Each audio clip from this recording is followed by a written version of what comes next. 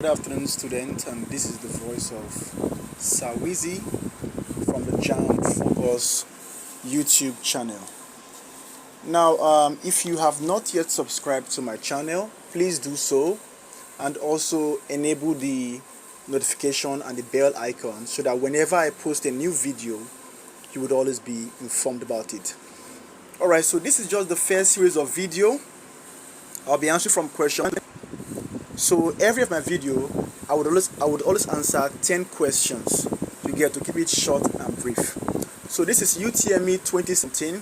So I'm going to answer from question 1 to question 10. So question 1 says, which of the following is a foremost right of a citizen?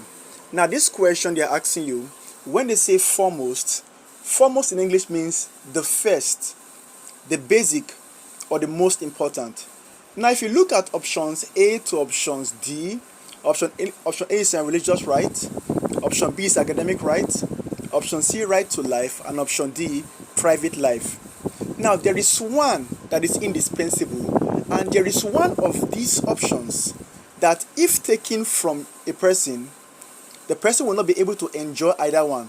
And the answer there is option C, right to life, because if you don't have life, you will not have religion or academics or even privacy. So the answer to this is question 1 is option C, right to life.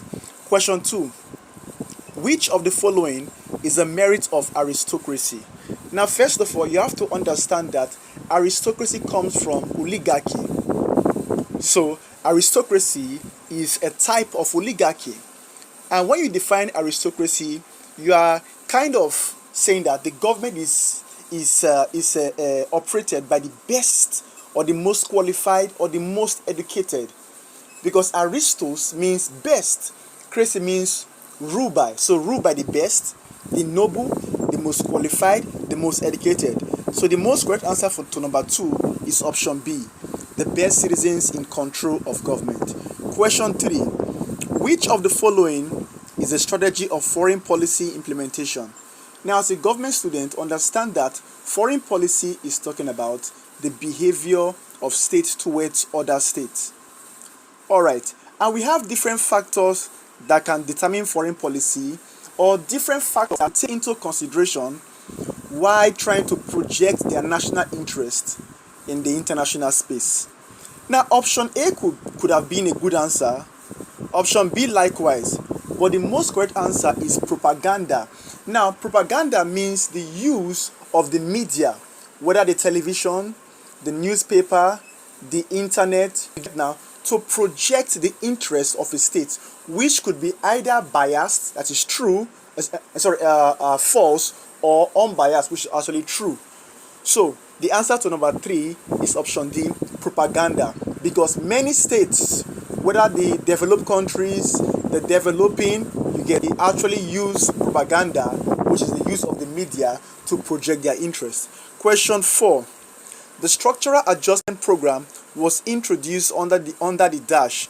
Now, the short form for this number 4 is called SAP, structural adjustment program, and it was an economic policy that was meant to restructure the economy of Nigeria in 1986 during the regime of Ibrahim Badamasi Babangida.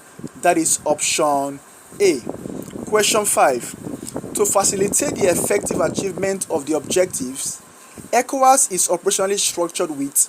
Now, ECOWAS is divided into what we call commissions. That is option D. Question 5 is option D. Question 6.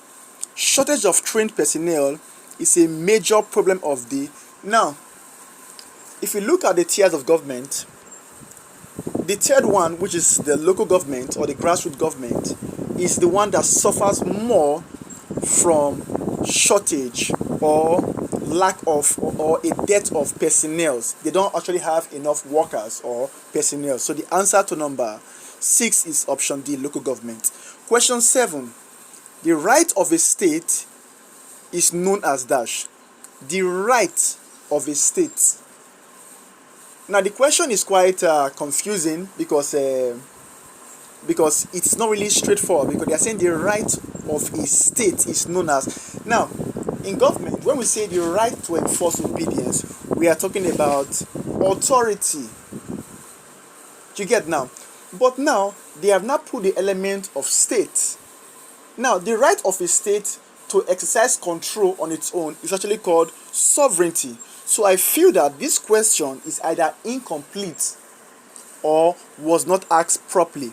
Now, going by what I said now, the right of a state is actually sovereignty, while the right to enforce obedience by the government is called authority.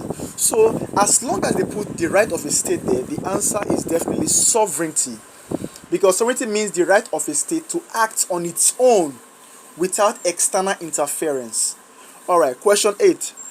The popularity of a political party in a given democracy rests on its... Now, what makes a political party very popular and also to garner or gather votes is actually by their manifesto. And what is their manifesto?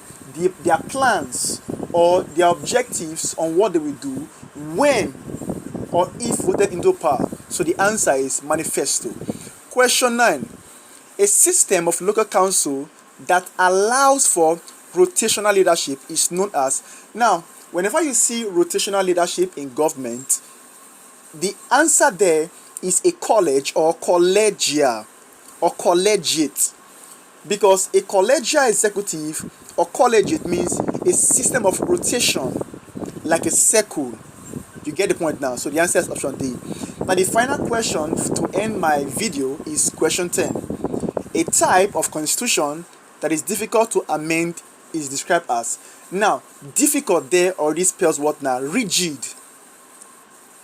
You get now? Rigid. And rigid in government always go with written, because most times what is written is hard to change because it's documented, it is codified.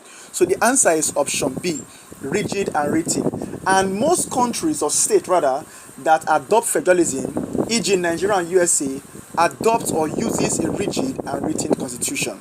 So please, if you have not subscribed yet to my channel, please try and do so, and stay tuned for the next video, of which I will complete question 11 to 20. So please turn on the notification bell item so that you will be notified on my next video.